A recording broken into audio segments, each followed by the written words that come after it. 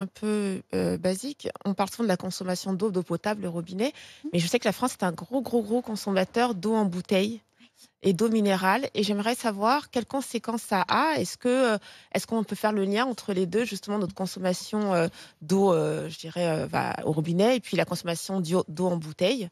Est-ce Alors, ce qui est sûr, le problème de l'eau en bouteille, c'est le plastique, c'est le transport, c'est le fait d'aller chercher, de l'eau bien loin d'où vous habitez et Mmh. finalement de transporter de l'eau, via du plastique. C'est le plastique que vous ingérez. Enfin, il y a quand même pas mal de problèmes qui font, qu'à un moment donné, il va peut-être falloir se poser la question de l'eau en bouteille. D'ailleurs, il y a des startups qui Oui. naissent aujourd'hui, qui sont super intéressantes, qui vous permettent de mieux filtrer l'eau. Parce que le problème de notre rapport à l'eau, c'est presque un problème émotionnel, c'est le Mmh. problème de goût, c'est Ouais, le problème de complètement. sensation. On n'a pas envie de sentir le chlore. Et donc pour ça, il existe des solutions pour purifier l'eau et localement pouvoir utiliser l'eau parce qu'elle est bonne, elle est de bonne qualité. Elle est en général, elle est mesurée en permanence avec des critères plutôt vraiment très pointus. La seule chose qui nous manque, si vous voulez, c'est la manière de la transformer. Donc je pense qu'on ira de plus en plus dans les années à venir vers des solutions développées sans doute dans l'électroménager pour qu'on puisse récupérer de l'eau et la transformer dans une autre boisson avec un goût qui ressemble au goût de Mais l'eau de Oui. montagne, Joël, etc. attendez, pour compléter la question de Joël, je vois que du côté de la région de Volvic, Mmh. on estime qu'aujourd'hui, les industriels de Volvic pompent trop Mmh. dans les Mmh. nappes phréatiques, dans la source, pour faire cette eau. Est-ce que là C'est aussi, on pas a bon en besoin? plus la Volvic.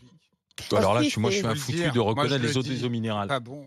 si, Est-ce c'est qu'on a l'une des besoin meilleures. d'avoir autant d'eau minérale et d'aller puiser autant Non, dans... c'est ce que je dis, c'est qu'à un moment donné, on arrive à un système. Ils le savent très bien que le système est à bout de souffle. Donc, ils le savent très bien, ils continuent. D'ailleurs, on Donc il voit y a une très bien qu'il y a responsabilité certaines marques. industrielle aujourd'hui. Ouais. Regardez le marketing déviant, il est en train de se transformer. Il essaye de vous proposer de grands cubis d'eau beaucoup plus importants pour réduire le taux de plastique. Il essaye justement de vous expliquer à quel point il modifie les types de plastique Oui, mais utilisés, les les tubes de modes de plastique, mais transport. on pompe quand même, Mais on continue à parce qu'on pomper de vend des manière. millions et des millions Mais bien de sûr, à bouteilles de partir du minéral. moment où on est sur une économie, en fait, on pompe de l'eau. Mais on peut parler des usines, justement, de cette industrie de l'eau en plastique, mais on pourrait parler de tellement d'autres choses qui utilisent de l'eau. En réalité, il faut comprendre que tout utilise de l'eau dans nos vies. C'est-à-dire que nous, autant que l'on est, on utilise entre 5 000 et 7 000 litres d'eau par jour. On utilise de l'eau derrière ce que l'on mange, parce que pour 1 kilocalorie, il faut à peu près 1 litre d'eau. Plus on va rajouter de parts carnées, plus on va avoir d'eau consommée. Et puis, vous rajoutez à ça vos habits.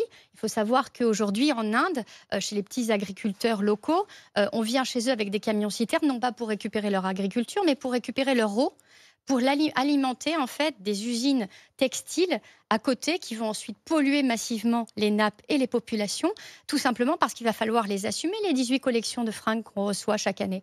Et donc, en fin de compte, derrière tous nos modes de consommation se cache de l'eau, même derrière le pétrole, derrière le gaz, comment dire, le charbon, il faut d'énormes cuves d'eau. Donc en fait, la Chine s'est même retrouvée, lorsqu'elle n'a plus eu assez d'eau l'année dernière avec une sécheresse historique, à ne même pas pouvoir exploiter son charbon. Elle a dû faire appel au gaz liquéfié qatari.